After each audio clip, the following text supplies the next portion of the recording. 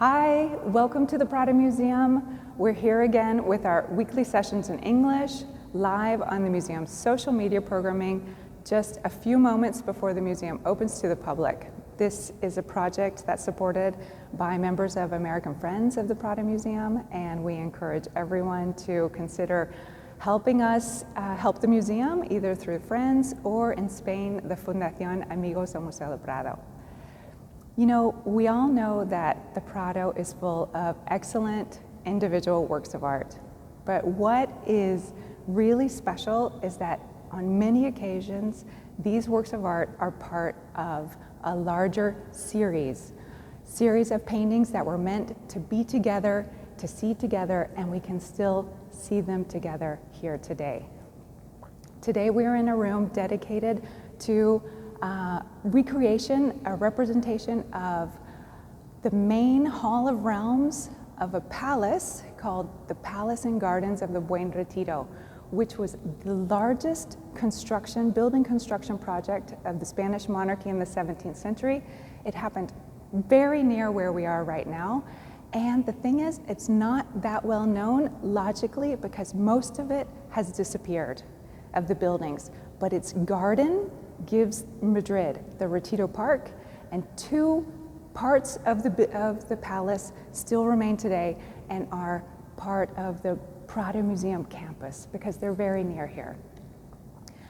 What we see, just for context, 1621, Philip IV, he's the king we know because he's painted by Velázquez. He is crowned king at only 16 years of age.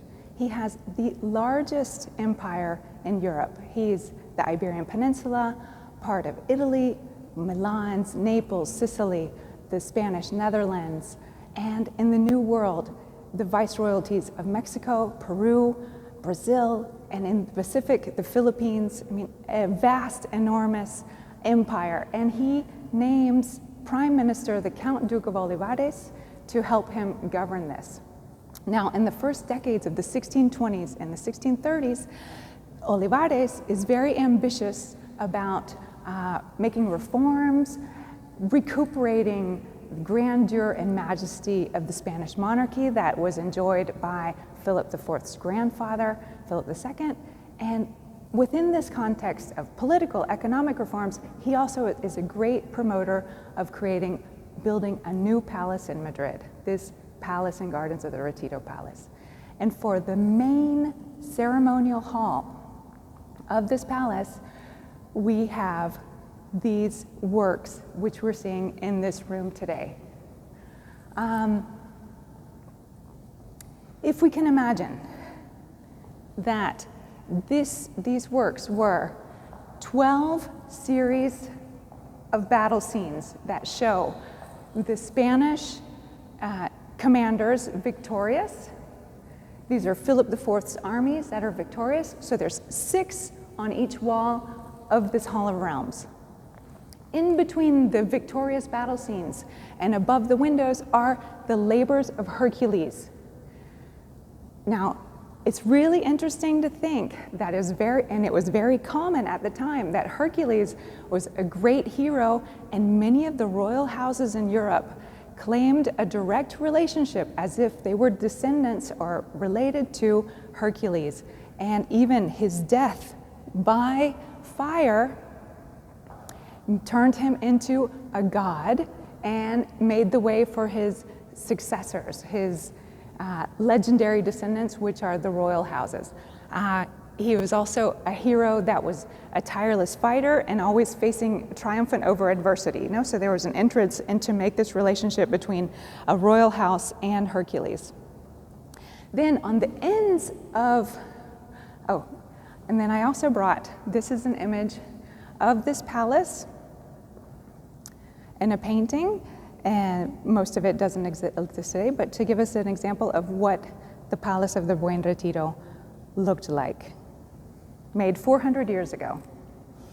On the two ends of this Hall of Realms were also 5 equestrian portraits by Velázquez, his Philip IV's parents, and also Philip IV and his queen, Isabel of Bourbon, and their heir to the throne, Prince Baltasar Carlos. Now, these 5 paintings are 2 rooms away from where we are right now, in the room with Las Meninas. So all of this would have been the same decoration scheme of the Hall of Realms. So this legitimacy and continuity in the monarchy, and also the victories with the battle scenes and Hercules. So the battle scenes followed the same formula, where the victorious generals were in the first plane. Here we are seeing the surrender of Breda by Velázquez. The victorious generals are in the foreground, and the battle scene is always viewed in the background. So this was a kind of an older formula for painting, but it recuperated an idea that was very important, and that is to give glory to the generals. And the generals, you remember that Olivares is behind all of this. The generals are all part of high nobility, high aristocracy, and their support is also very important for Olivares to stay prime minister. And then we come to this example, for example, of the recuperation of the Bay of Brazil and by Juan Bautista de Maino. And really this formula sums up the underlying political message of the Hall of Realms, where it is the victorious general is Fadrique de Toledo here, and he's moved to the middle ground. The vanquished are bowing in front of this tapestry, which has allegorical image of King Philip IV being crowned. He's dressed as a general, the commanding general, and he's being crowned and given the palm of victory on the left side by Minerva, the goddess of war, and on the right side, very audaciously, the Count and Duke of Olivares has himself included, and he and Minerva, the goddess, are jointly crowning King Philip IV victorious. And so that really sums up the underlying message that there are 12 victorious Spanish battles by the modern Spanish Hercules, who is being guided very competently by his Prime Minister, Olivares.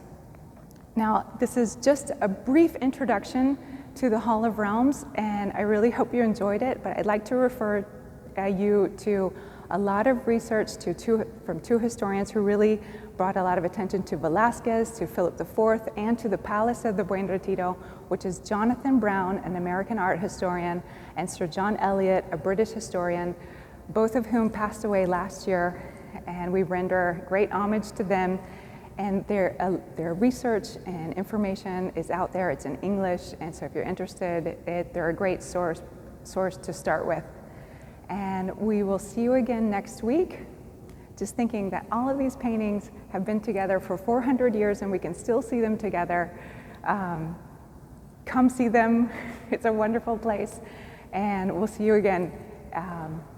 Enjoy your week. Thank you.